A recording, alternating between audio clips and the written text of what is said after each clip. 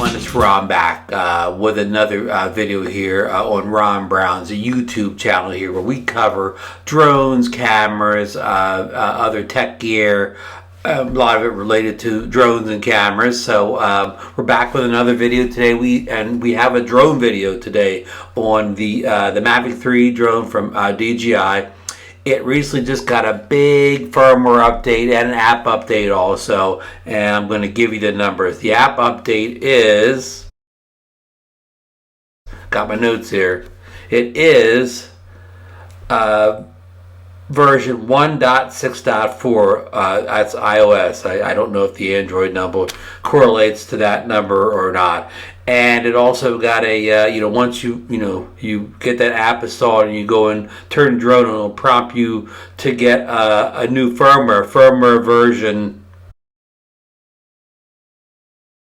01.00.0700. And the firmware update is a substantial one. I would read you off the notes from it, whatever, but that would take up the whole video. There's so much in here. Most of the, improvements revolve around the tele camera, or the, telephoto camera. That's a smaller camera that's on top. And I can take this thing off and show you here. Hold on here, folks. Bear with me here while I take this fancy strap off the drone here. And of course, I have an ND filler. And listen, you've all seen the camera on the drone. You don't need me to waste your time, taking all this stuff off to show you. It's got a small telephoto lens on top of the Hasselblad on the bottom. And again, most of these updates revolve around that Tele Lens. The Tele Lens was never able to be, you could never take raw photos with it before. Now you can. You could never take D-Log video with it. Now you can. And they've also added a feature to the main interface of the flap, where used to have that Explorer mode right there, but now they've kind of buried that in the settings, and now you just can go from either the 1X on the Hasselblad and straight to the 7X on the Tele Lens. So that kind of gives you the highest quality on each lens, where you basically have lossless a video on both lenses. You tap right back and forth without having to dig into the Explorer mode. Now you can still go in Explorer mode and do all the things you did before. But this is nice. When you actually use it yourself, you'll see it on what I'm going to do is I'm talking for a few minutes, then I'm going to show you a demo of me doing this all out in the field. So, I'm going to, as I fly, I kind of walk you through most of the highlights of this new firmware. Actually, some of the highlights. There's so many out there, I couldn't do it all in one video. So I highlight some of the features of this new drone. And back to just the zooming for a minute in video. Now you can go, of course, 1X, 2X, and 3X all on the Hasselblad without using the Explorer, Tele Lens. So that's a step up. Before you could only go the 1 and 2X before. Now you get that third stop without using the Tele. And also we've added HLG video to go along with D-Log on everything on the Hasselblad and the Tele Lens. So HLG is another kind of what do you want to call it? We're kind of raw, kind of format that takes in more data than just the standard color profile. And this is mostly aimed at the people that do HDR. It really helps you edit HDR video well, so that looks good on those compatible TV and devices. But okay, listen, I can go on and on here talking about this, but I might as well show you in the video. So just sit back. This is a few minutes long here, a lot to show here. So maybe go grab a cold beverage, maybe a snack, and let's roll that video. Okay, we got the Mavic 3 in the air already, and real quick footnote here that got satellites really fast. But you can see the change already on the right side of the screen by the record button. You can go from the 1X to the 7X. That's the the Hasselblad is the 1X, and the 7X is the zoom on top. And it does 7X because the 7X is that's no there's no loss of quality there. What's the word I want to say? That's maximum quality. Almost optical quality. I don't know if it's optical, but I mean. You don't lose anything at the 7X and the 1X too. You're also in the Hasselblad. You're full resolution. Both of them. The 7X, you're full resolution on the the upper camera, the second camera. So you can easily switch back and forth, and you can see how tight that crops here, right in there. Crops in that I have to readjust my kind of row of thirds there because, it makes it so much tighter than the 1X. You can see right there, even though this is a 1080p screen recording, you can see how clear the subjects are, like the people standing in the trash cans and the volleyball nets and that bird flying by. How clear they are, even on a screen recording.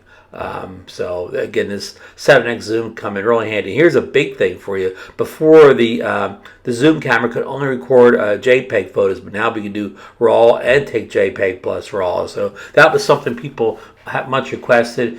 And you see the setup here. That Explorer camera has been moved to the sub menu there rather than on the main screen like it used to be. So if you still want to get the Explorer, you can still find it there. So these are big improvements, and of course at the 1X, you have all the features there before you can take photos in JPEG, RAW, JPEG plus RAW, just like there's the Explorer mode, kind of like buried the menu a little bit more there, and so you can use the scroll wheel on the right hand side of the DJI RC Pro to zoom in and out all the way. From 1X all the way, 7, 12, 19 there, 21, all the way up to 28. But you can see how 28 was real blurry, more just for Explorer mode. But, you get it back down to, even 8 looks decent there, push 11, then you start losing. But, 7 looks real good, and of course, the lower ones, look better too. But 7 looks real nice. And of course, you can tap the screen and tap the focus a little bit. So that'll even sharpen that, image up a little bit if you set your focal point by tapping on the screen. And also, on that top box, you can also change the brightness on the right-hand side with that little sun arrow. So, yeah, always kind of, tap your photos there to get better focusing on the part of the image that you want to be the most important thing in the image, the thing you want to be sharp in the image. So a couple tips there, for the camera mode there. So yeah, these are definitely big improvements. We showed how good that 7X is. Just seeing how clear things are, especially the things that are kind of closer. And even kind of does that thing that all zoom lenses do, where it makes that second peer kind of what's the word for it? I always forget the word that they use on zoom lenses, but it does something a little bit different that gives a different look. Looks closer than it really is. So of course. I can't think of the word I want to use that a zoom lens does, but this does seem to have that quality. I'll put in the show notes. I'll think of it later. So here we go. You can even use the 1 to 7 even when you're doing auto exposure bracketed photos. So that's good. Of course, in the 7X you couldn't do anything in RAW before. So the fact that you could do all these other things like auto exposure bracket and RAW, again, big win for the users out there, especially the people that are kind of more photo-centric than they are video-centric. So that's why I'm handling the photos here first. I know a lot of people say, what about the video? But we're getting to the video here, folks. So we just tapped tapped our focus point there, took an image, took a RAW image. And life's good here. Things are, everything we want here. Now we'll go over the video. Everybody wants to see video here. So same type of thing here. You can go from the 1X on the Hasselblad straight to the 7X on the zoom lens, and both of them that's their highest definition resolution setting. You know, and of course now you can go up to on this camera. It used to be stuck at 30. Now you can go up to 50 frames per second on the zoom lens, and at 4K and 1080p. So you know that's a big win for people that like to go with higher frame rates. I don't know why they have the odd frame rate of 50 there. More of a European thing for, I guess, 25, 50 there. So the settings seem a little European centric. I hope they eventually go back to 30 and 60 that people in the US are 24. I guess 20 you did 24, 50. But okay, here's some of the stuff. This all was there before. You can go H.264, H.265, kind of all that stuff's kind of the same as things. But the nice thing is you can change all this stuff with the zoom lens. Now before you were very limited. I don't think you even had pro mode on the zoom lens before. I think you were just stuck with auto. So now you can apply the pro mode to all the settings on the zoom lens. So again, big win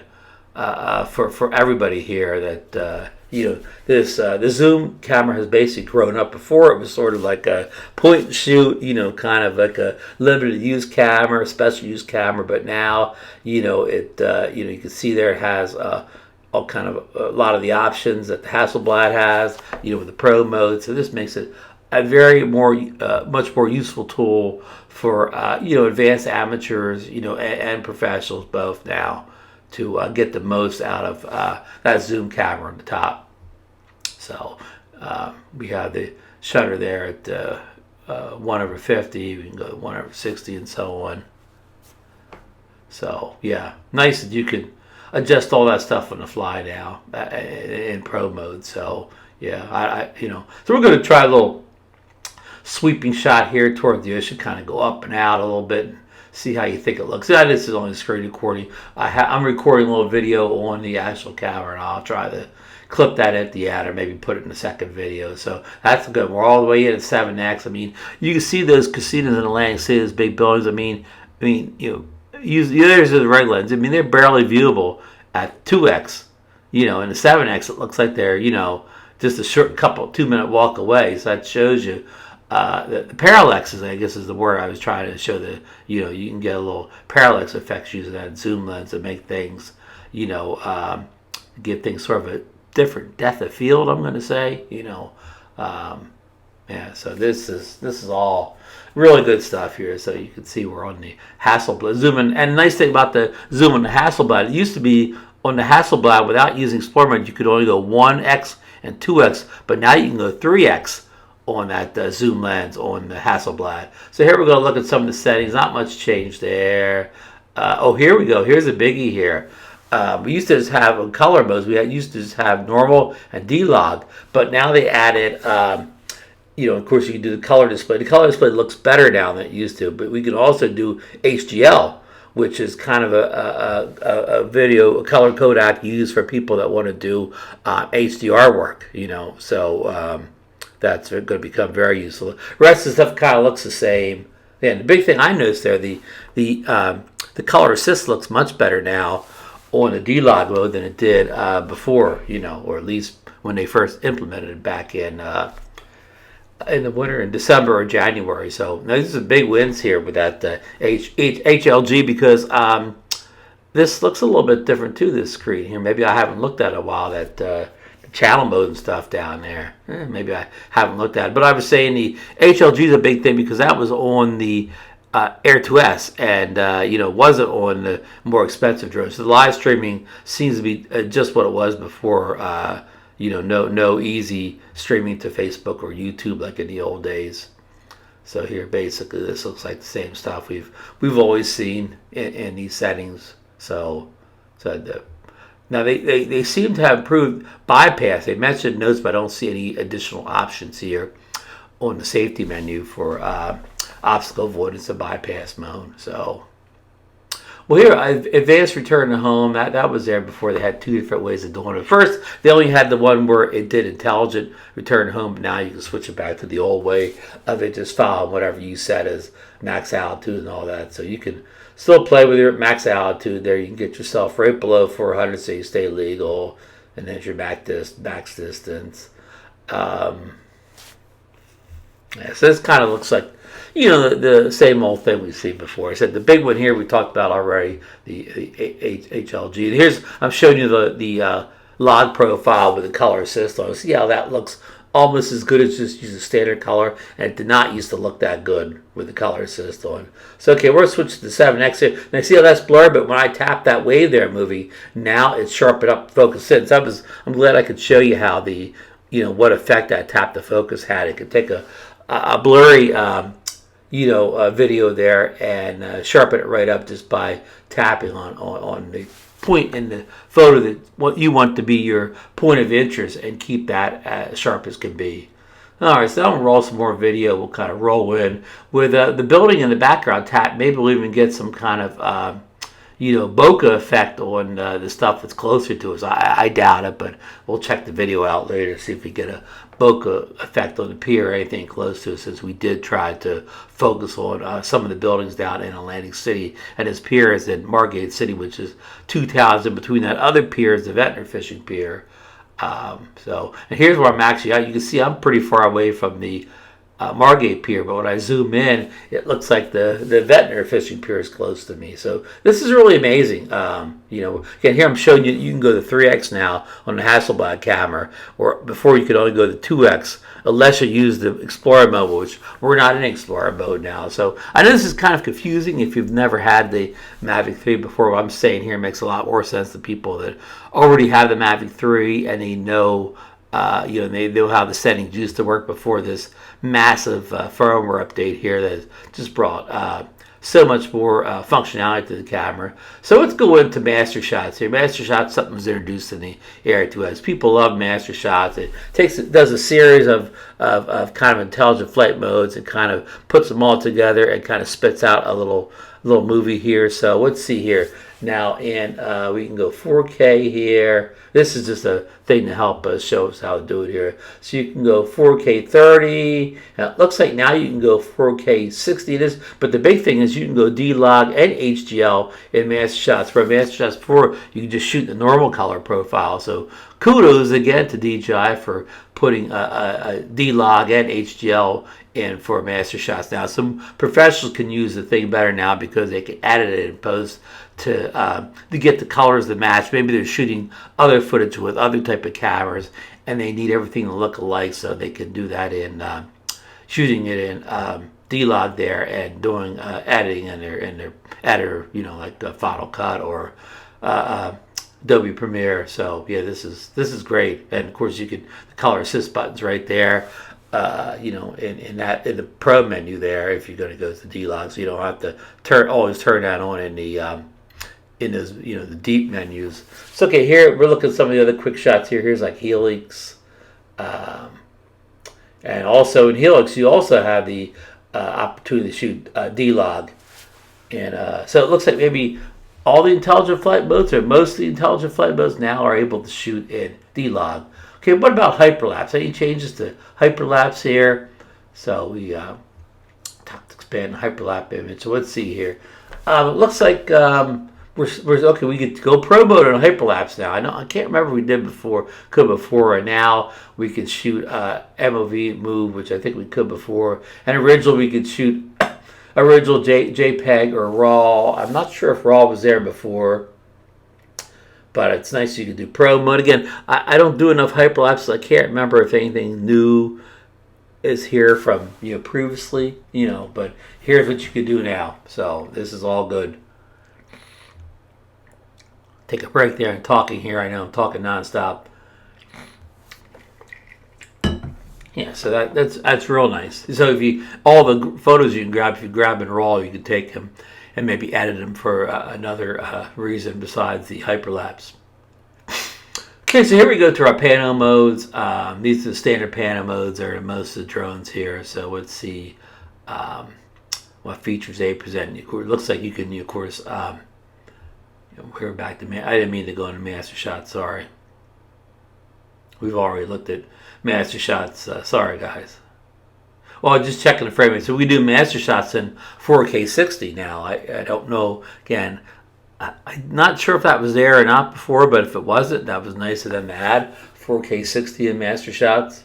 So, Again, kudos again to DJI. It's kind of all good here today. The only thing funky I saw so far was those, with using the Tele Lens, those 50 frames, 25 frame per second, frame rates or whatever, more of a European centric numbers there. But trying to move around here and see if we can kind of change the light here. Alrighty. So let's get out of master shots here a little bit. Burst mode is the thing you take a quick series of photographs. You can pick how many photographs you want to take, or just keep holding the shutter button down. So we have you can shoot RAW, JPEG plus RAW, and JPEG. So a lot of options there for how you want the photos to look. So I don't really remember what was there before, if anything has changed, but that's what's there now, folks. So that's your options now. So yeah, we had a pretty nice day here today. I think I stuck on a pretty bright day, so I think I'd stuck on a 32 ND filter here to keep our shutter at a respectable speed here. So here we're using that 7x on photos here. You can see the kind of the clarity you get off the 7x. You can see all the way to that street there to the left is the main street, takes you off the island down there to the bridge. You can see how you can see that kind of parallax effect with the zoom lens, and I can touch, kind of focus in down there instead of what's right in front of me. Yeah, so this is good stuff, folks. It really is. So we'll kind of get a single shot there. There we go. Got a photo there. So I really like that photo. I mean, this is something you couldn't get a shot like that, just using the regular Hasselblad lens. So I mean, I need to make better use, get more creative in the ways I use this 7X Tele. I mean, there's a lot you can do with it, and I haven't taken full advantage of it yet so far. But now that they make it so easy to jump back and forth between the Tele and the Hasselblad, I'm going to take much better use of this thing. Again, my only complaints would there be, again, I don't understand that 50 SPS. I mean, I guess they were capped by some kind of a hardware restriction. They didn't go 60, but maybe that can be addressed in a future firmware update. So check some of the settings here, and you have so many more options as far as your settings are concerned. If you use the Tele Lens, again, it just makes it almost like a whole new, like you got a whole new drone or whatever. Like you traded in your Mavic 3 for a Mavic 3 V2, it's such a big difference. So here we're just flying along, scaping along the beach there, looking at the beachfront house with the 7X lens, and look at that kind of, that kind of view you get. You just don't get this look out of the normal lens, with this going in 7X. Now, it looks like I'm right on top of these houses. I'm flying over the water, and the beach is big because these beaches have been replenished by the Army Air Corps. So this is a big beach, and it looks like I'm right outside these houses. I'm, nowhere close to them. See all the way down that street there. So gives you an idea of how good this lens is. Just incredible, really. I'm just really blown away by this update and how it. It's gonna feature this, gonna make this lens much more useful. It's gonna be a tool now that's gonna make us all creators kind of look at how we can do more things with this Tele Lens, and just kind of zoom in something from a long distance and say, oh yeah, that looks good, or doesn't look good, or whatever. Just use it again in more natural, creative ways, like I'm doing here, where I'm checking out all the expensive beachfront houses, many of them in construction there, you know, while I'm nowhere near those houses, and it kind of gives you that kind of that parallax view too, with the zoom. So let's see if we can focus on that house a little bit there. Then we went with the 3x on the Hasselblad. And you can see you don't get quite the same look from the there. You can see where I was in the ocean. You don't quite get the same look using the Hasselblad as you do with that that Tele, you know, the 7X on that Tele. It's just a, you know, a whole different experience really. Okay, you can see the sun's kind of getting low in the sky here, so I'm getting kind of some, you know, low light from the where the sun's coming from, creating those afternoon shadows and so on. And you know, of course, I got this big 32 ND filter because I was mostly flying the other direction with the, you know, the camera at you know, with the sun at the back of the drone, but you know, I'm starting to create a lot of heavy shadows here, and I could clean them up with playing with my settings, but we're not here for this in the camera settings video per se. This is to show you the new update and what it does to make this such a better drone now, and make that Tele you know, lens kind of bring its full use out of whatever. You know, it kind of was a something that was underused or underutilized by the software, and now it's kind of brought to the forefront, you know, becoming the new star of this drone. And it's I couldn't be happier with this update. This is, you know, again, I mentioned a little bit at the beginning, it also seemed to you increase how fast the satellites came in, and that's a great thing too. So here's another amazing shot using that 7X and looking at the kind of that parallax way down the beach there. Going up to one of them, that's the Margate Island House Towers there. So yeah, just amazing. So if you haven't got this new firmware yet, go out and grab it as soon as you can. I don't see any downside in it at all. And we just grabbed another picture. So I'm going to wrap this video up here. I hope this helped you kind of understand some of the things this new firmware update. I will put the numbers down below on what you need to know about this firmware updates. Okay, we will see you in the next one, folks.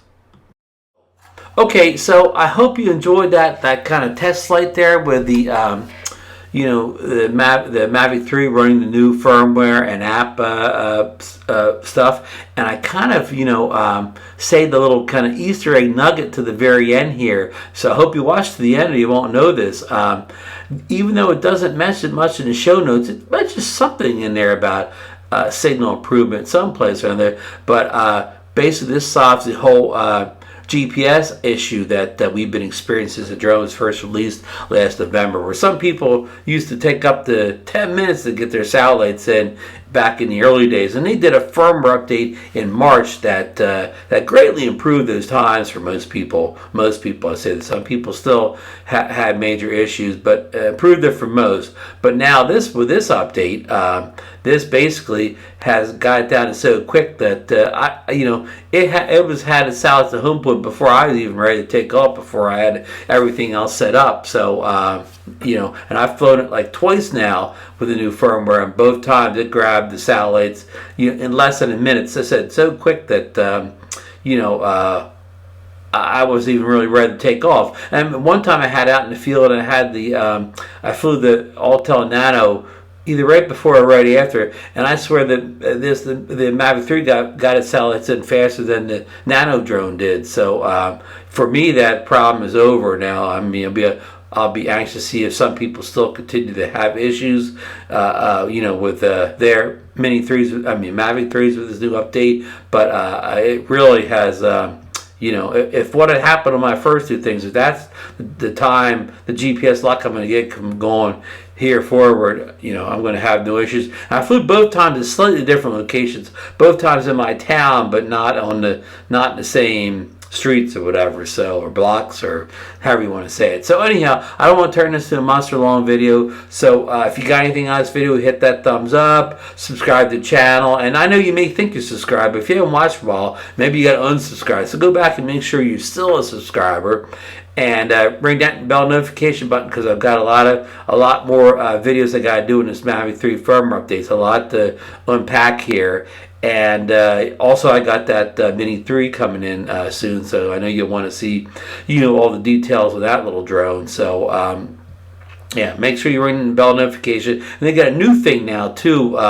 It's sort of on the same line where the thumbs up and the save and share buttons are. It's called thanks, and that's a way you could help the creators such as myself, where you can donate money to them. I think it starts as little as $1.99, and it just helps creators like myself be able to go out and get more gear to bring to the channel to help for reviews. Like the Mini 3 is coming in. People want to know about ND filters and cases and all those accessories. So any little, anything that you can do to help the channel, help me go and get that gear in for these future reviews. So that's it today. Thanks for watching. Hope you enjoyed. Hope you're enjoying your Mavic 3 with this firmware update. If you haven't already got it, go out and get it. And we will see you on the next one, folks.